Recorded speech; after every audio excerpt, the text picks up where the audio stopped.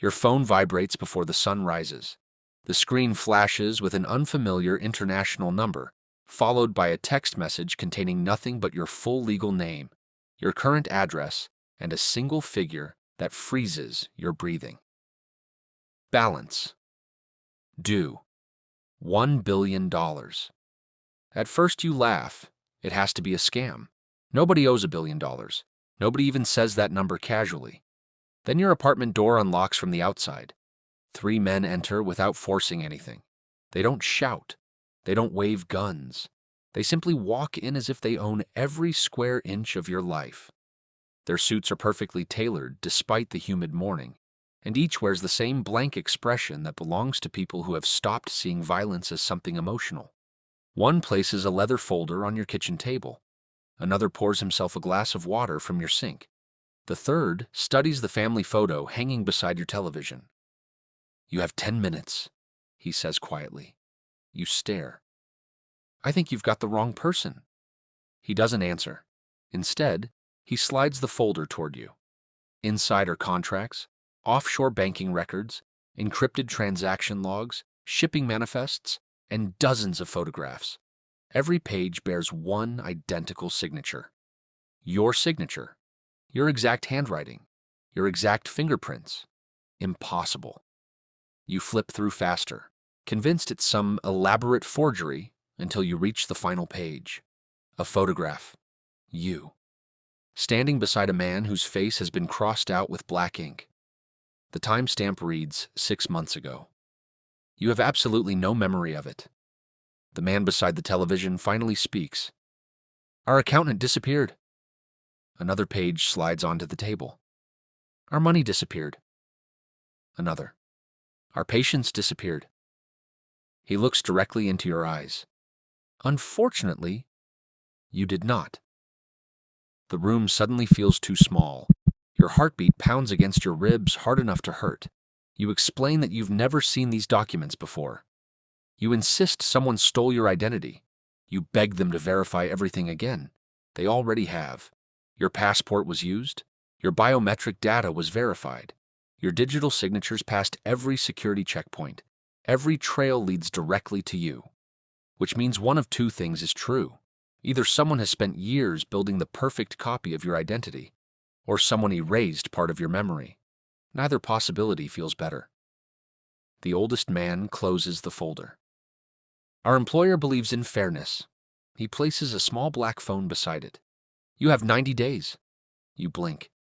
90 days to do what? Return $1 billion. "And if I can't?"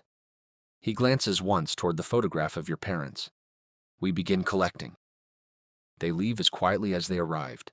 The apartment door closes. No threats, no shouting, no dramatic speeches, just certainty. You don't move for nearly an hour.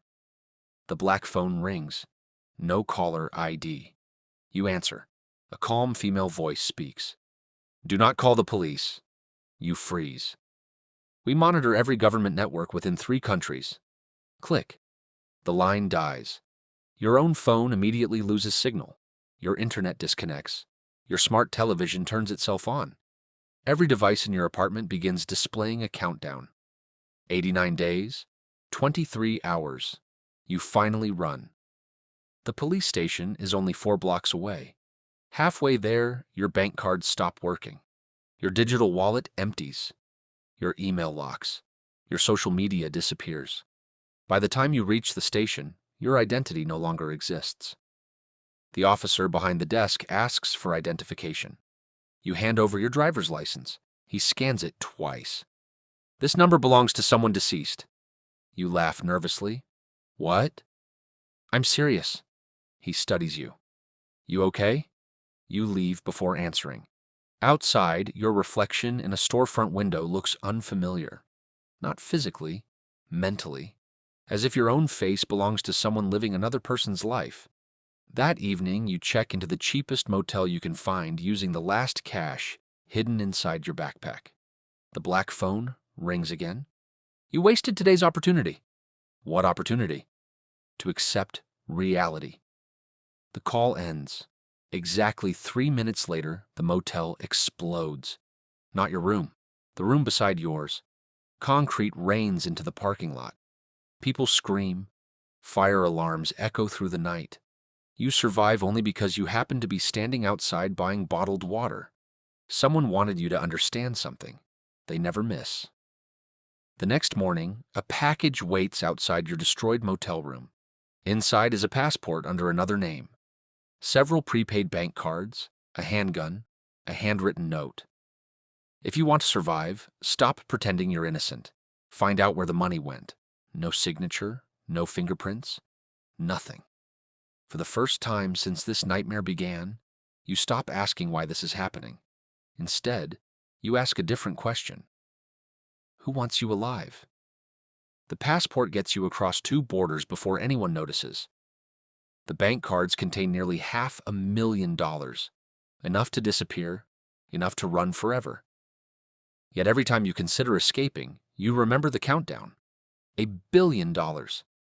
Running only delays execution. Someone eventually finds you in a quiet cafe overlooking a harbor. She's in her 40s. Sharp eyes, military posture. No introduction. She simply sits across from you. You don't remember me. I've never seen you. You trained with me. Your stomach tightens. No.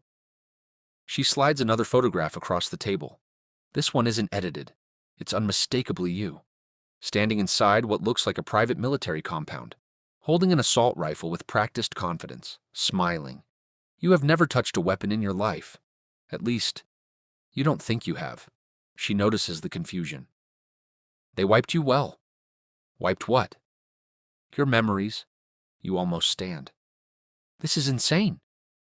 So is owing a cartel $1 billion. Silence settles between you. She leans closer. You weren't an accountant. What was I? You were the man trusted to move money governments couldn't trace. Every word feels heavier than the last. You built financial networks across dozens of countries. I work in customer service. You work there now. She emphasizes the final word. As camouflage. You struggle to breathe. What if you're lying? She smiles sadly. I hoped you'd ask. She names your childhood dog, your first school, the scar hidden behind your left shoulder, the nickname only your late grandfather ever used, things impossible for a stranger to know. Your certainty begins cracking. If I did all this, you did. Why can't I remember? Because you chose not to. The answer hits harder than any punch. She explains that months earlier you discovered something hidden inside the cartel's financial empire. Not missing money. Something worse. A secret powerful enough to make $1 billion look insignificant. You refused to deliver it. Instead, you vanished. You hired specialists. You erased your own memories. You buried clues only your future self could solve. It sounded impossible until she hands you a small brass key. You gave me this. What does it open? You never told me. She stands. If they catch me helping you. She doesn't finish. She doesn't need to. You watch her disappear into the crowd. That night you examine the key beneath the motel lamp. Tiny numbers are engraved along one edge. Coordinates, a storage facility. Inside the locker you expect cash, gold, weapons. Instead you find an old laptop sealed inside waterproof plastic. It powers on immediately. No password. A single video begins playing. You appear on screen, older, exhausted, covered in bruises. If you're watching this, your recorded self says, the memory wipe worked. You stare without blinking. The cartel thinks you stole their money. You pause the video. You can't. You need air. But curiosity drags you back. You press play again. I didn't steal it. Your recorded self smiles bitterly. I hid something far more valuable. The screen cuts to black. Then another countdown appears. File 2 unlocks in 24 hours. You slam the laptop shut. Frustration boils inside you. Why would you hide answers from yourself? Unless you knew you would eventually be captured. unless the information was dangerous enough that even torture couldn't extract it if you genuinely didn't remember. For the first time, you stopped seeing yourself as a victim. Maybe you volunteered for this nightmare. Maybe forgetting was the only way to survive. The black phone rings again. You answer immediately. We know you found the locker. Your blood turns cold. We also know you watched the first video. They've been following every move, every breath. You have 81 days remaining. The voice pauses. Our employer would like to congratulate you. For what? You've finally started becoming the person who owes us $1 billion. The line goes dead, leaving you alone with a key, a laptop full of secrets, and the terrifying realization that the greatest threat hunting you may not be the cartel at all. It may be the version of yourself that chose to disappear.